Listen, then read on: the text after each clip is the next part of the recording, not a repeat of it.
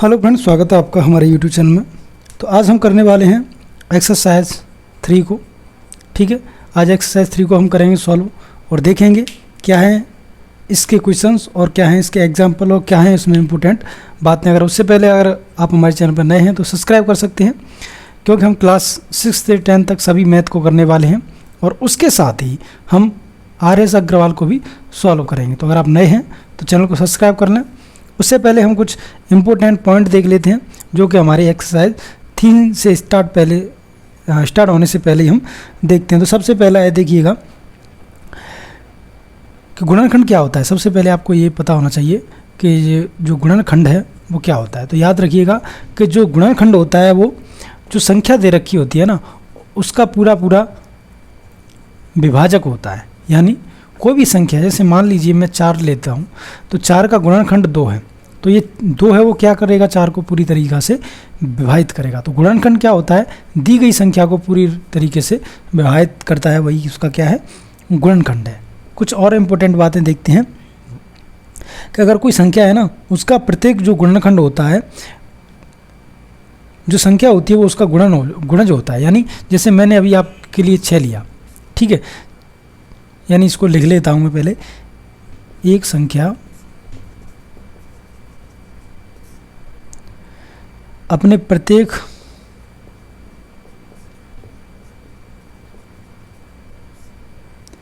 गुणनखंड का गुणज होता है। क्या होता है, गुणज होता है। कैसे, एग्जाम्पल से देखते हैं। मान लीजिए कोई संख्या है 6, इसके गुणनखंड क्या हो जाएंगे, 2 और 3। ये जो 2, 3 है ना, उनका ये क्या है, गुणज है। गुणज वो संख्या होती है जिसमें भाग दिया जाता है, ठीक है, और गुणनखंड वो संख्या होती है जिसका भाग दिया जाता है। तो इसका ये क्या है, गुणज है, ठीक है, वही उसने समझा रखा है। ठीक है, 3 नंबर को देखते हैं। 3 नंबर है कि एक है वो प्रत्येक संख्या का गुणनखंड होता है। जैसे 6 को अगर आप देखें तो यहाँ पे हम इसको 1, 2, 3 भी लिख सकते हैं, क्योंकि 1 का प्रत्येक संख्या में भाग जाता है। इसलिए हम कह सकते हैं कि जो संख्या 1 होती है वह प्रत्येक संख्या का गुणनखंड होती है।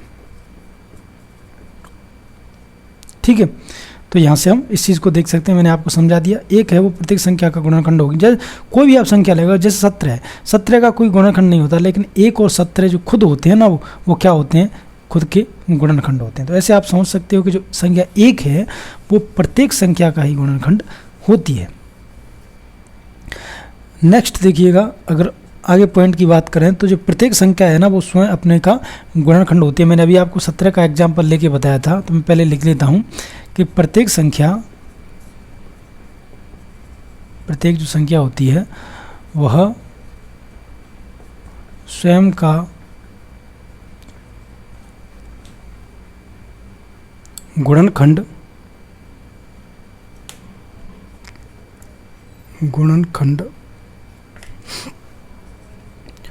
होती है।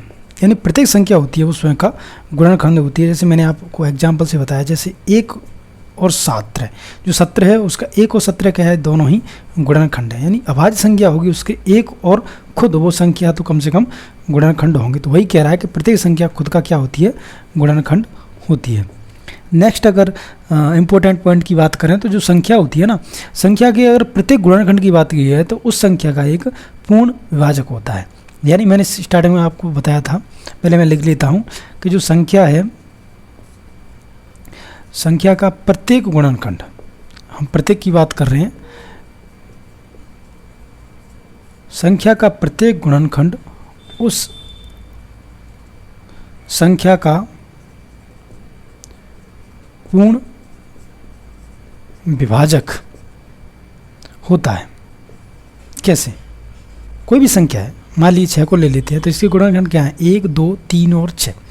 तो जो संख्या है ना, वो प्रत्येक गुणनखंड उस संख्या का पूर्ण विभाजक होता है। यानी ये जो प्रत्येक गुणनखंड है इसका पूर्ण विभाजक है। 1 से अगर 6 में भाग दोगे तो 6 बार जाएगा, 2 का भाग दोगे 3 बार जाएगा, 3 का दोगे 2 बार जाएगा और 6 का दोगे तो 1 बार जाएगा। यानी इन सभी गुणनखंडों के द्वारा इस संख्या को विभाजित किया जा रहा है, उसका कहने का मतलब यही है। ठीक है, कुछ और इम्पोर्टेंट पॉइंट्स को देखते हैं। गुणनखंड जो सदैव होता है वो संख्या के बराबर होता है या उससे छोटा होता है, यानी गुणनखंड है सदैव संख्या से छोटा या बराबर होता है। कैसे कैसे देखते हैं, जैसे कैसे अब 6 को 1, 2, 3 और 6 इन सभी के रूप में लिखा जा सकता है। तो इससे हमें ये पता चल रहा है कि 1 है वो इसका गुणनखंड है। तो वो कह रहा है कि गुणनखंड है वो सदैव इस संख्या से छोटा होगा। देखिए इस संख्या से सभी ये तो या तो छोटे हैं या फिर बराबर हैं। बराबर कौन सा है? खुद वो संख्या, उसके अलावा जो भी गुणनखंड है वो इस 6 से छोटे हैं। उसने यही बात यहाँ पे कही है कि प्रत्येक जो गुणनखंड होगा वो संख्या से या तो छोटा होगा या फिर उसके बराबर होगा। ठीक है, नेक्स्ट अगर इम्पोर्टेंट बात की जाए तो जो गुणनखंड होते हैं वो हमेशा कैसे होते हैं? परिमित होते हैं, यानी निश्चित होते हैं। गुणनखंड सदैव परिमित होते हैं किसी भी संख्या के, किसी भी संख्या के। अब जैसे मान लीजिए कोई संख्या, मान लीजिए मैं मान लेता हूँ 8 है, इसके गुणनखंड क्या होंगे? 1, 2, 4 और 8। तो ये कितने हैं? 4 गुणनखंड बन रहे हैं ना। तो वो यही कहना चाह रहा है कि कोई भी संख्या होगा उसके जो गुणनखंड होंगे वो परिमित होंगे, वो निश्चित होंगे। वो ऐसा नहीं है कि अपरिमित होंगे, चलते जा रहे हैं गुणनखंड, नहीं। जितनी वो संख्या होगी ना लास्ट वही उसका गुणनखंड होगा। तो इसका मतलब ये है कि वो लिमिटेड है, हमको लिमिटेड है, मतलब जो गुणनखंड होंगे वो हमेशा लिमिटेड होंगे, एक निश्चित संख्या में, एक परिमित संख्या के रूप में रहेंगे। ठीक है, ऐसा नहीं कि अपरिमित गुणनखंड हो जाए, मतलब ऐसा नहीं है कि गुणनखंडों की संख्या पता ही नहीं चले कि कितनी है, बहुत ज़्यादा नहीं, ऐसा नहीं है। कितनी भी संख्या होगी लेकिन वो संख्या एक परिमित होगी, एक निश्चित होगी। अब देखिए गुणज क्या होता है? गुणज होता है संख्या के बराबर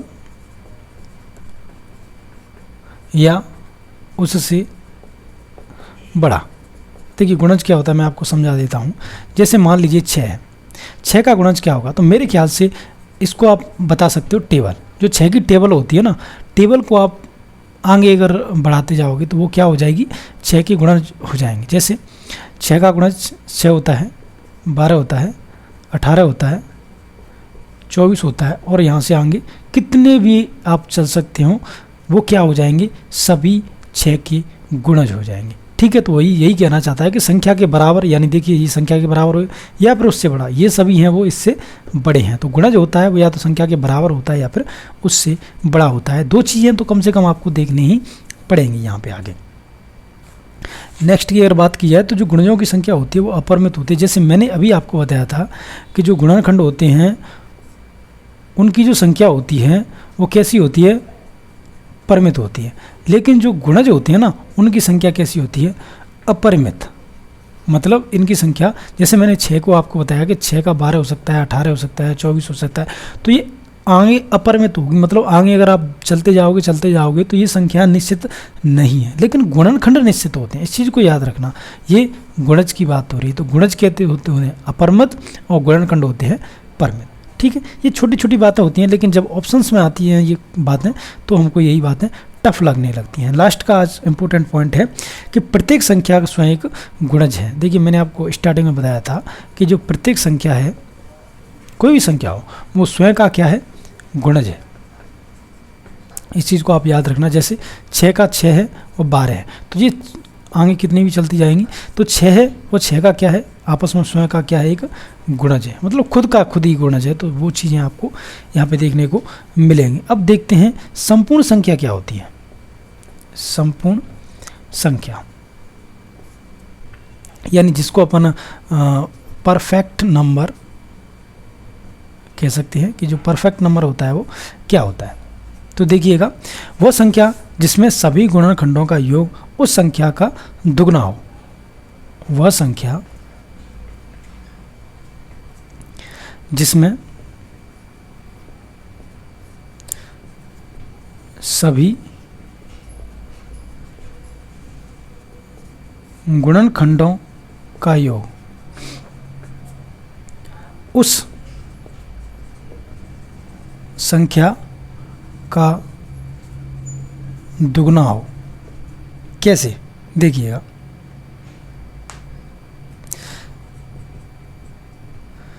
छः और 28 क्या है? संपूर्ण संख्या।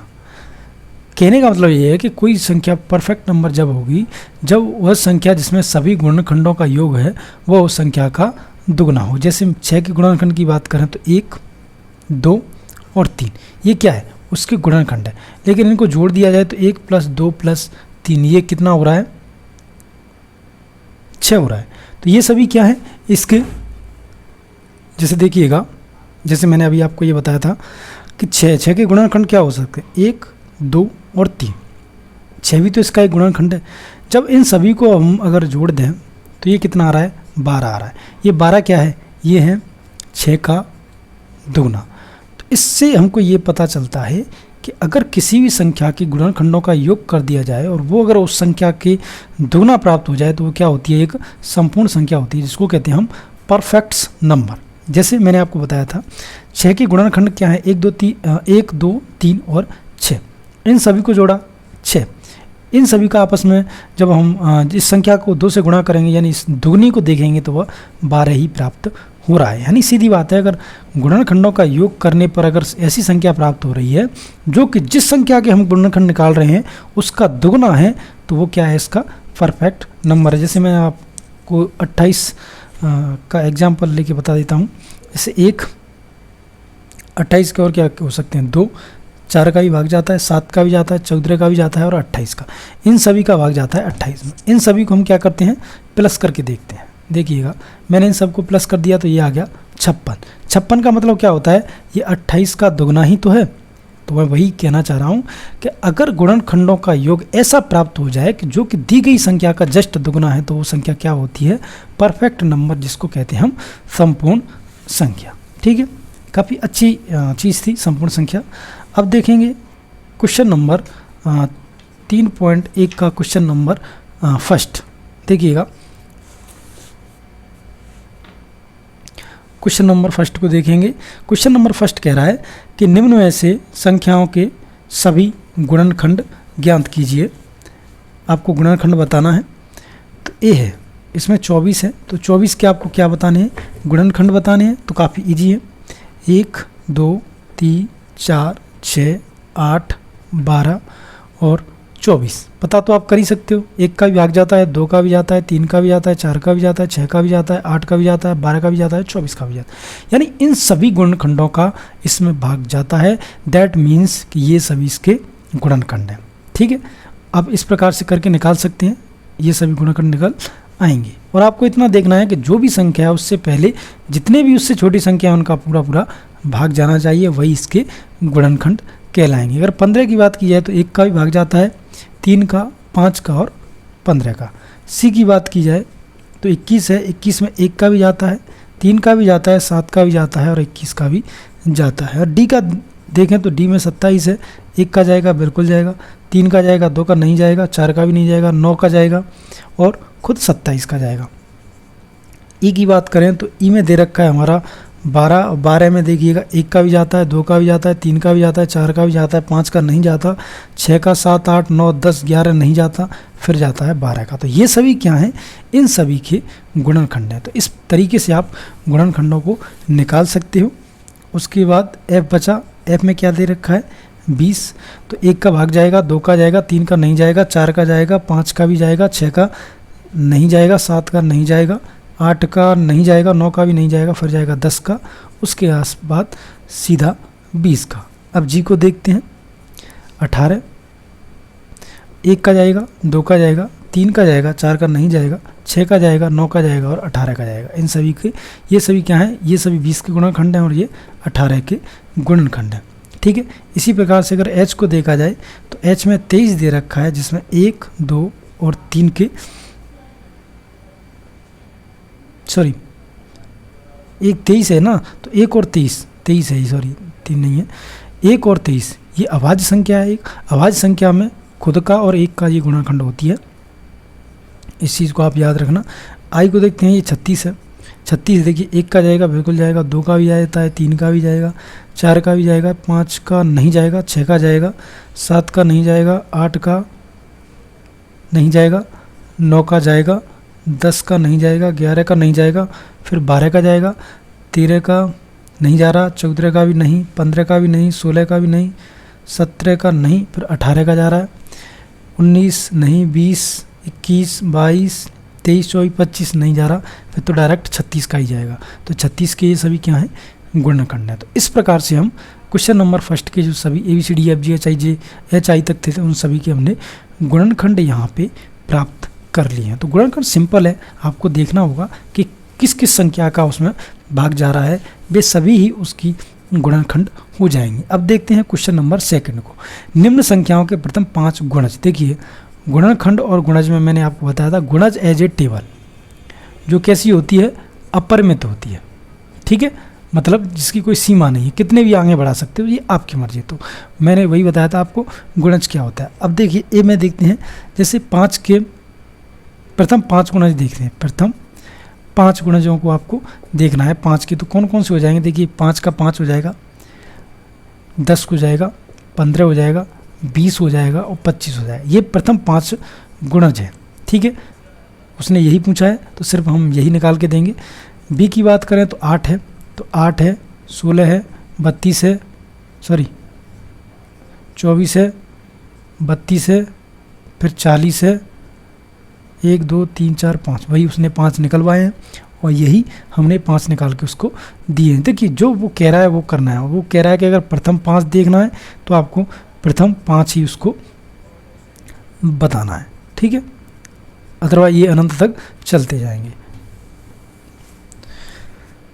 ठीक है। अब देखते हैं क्वेश्चन नंबर थर्ड को। क्वेश्चन नंबर थर्ड क्या कह रहा है कि स्तंभ मैच कराना है आपको कि किसका किससे मैच कर रहा है। तो देखिएगा, मैं डायरेक्ट आपको बताता हूँ कि 35 है। अब इधर ऑप्शन देखिए, आप ऑप्शन को देखने के बाद पता चलेगा कि जो 35 है ना वो 7 का गुणज है, ठीक है। और ये किस में आ रहा है, तो ये आ रहा है अपने बी में, यानी ये अपने बी से मैच कर रहा है, ठीक है। अब 2 नंबर पे जाइए, 2 नंबर है अपना 15। 15 को जब आप ध्यान से देखेंगे, राइट साइड में जाके सभी ऑप्शनों को पढ़ेंगे तो आपको पता चलेगा कि 15 है वो क्या है, 30 का गुणनखंड है। क्या है, 30 का और गुणनखंड है। और देखिए ये डी में दे रखा है कि 30 का गुणनखंड है, ठीक है।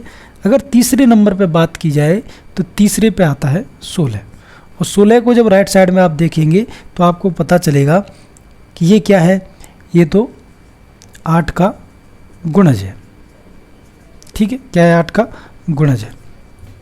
उसके बाद अगर थोड़ा सा और आगे चला जाए तो 20 है। 20 को देखने के बाद अगर जब राइट साइड में आप देखोगे तो आपको पता चलेगा कि 20 का ये क्या है, गुणनखंड है, क्यों, संख्या खुद का भी तो गुणनखंड होती है।